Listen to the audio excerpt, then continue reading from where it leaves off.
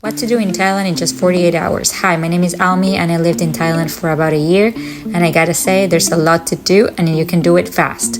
First of all, you can just chill by the beach if you have some work to do. There's amazing views and you can just relax while you work. I gotta guarantee you there's nothing better and no better view. After that, just relax before the night starts by the beach.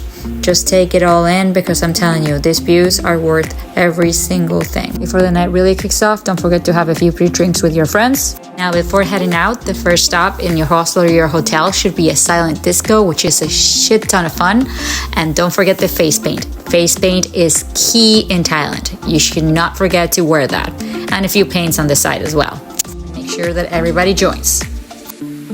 After that, we just head over in an overcrowded tuk-tuk, which is honestly the only way to travel, and it's only cost about $1 to get wherever you need on the island.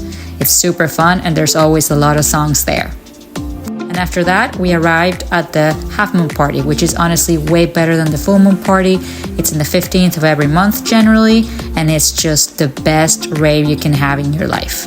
Hands down. And at the end of the night, there's nothing better than some Thai street food. For 50 cents, you can just get whatever you want, and it's way, way better than anything you've ever tasted.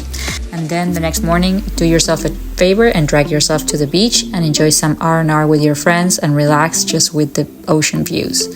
Honestly, there's nothing better and a better way to relax than some breeze. A little bit of yoga, never had anyone, and it's honestly the best way to relax after a big night out.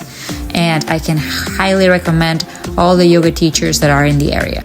And to finish off a wonderful day, just head over to the Amsterdam Sunset Bar that has the best views of the island.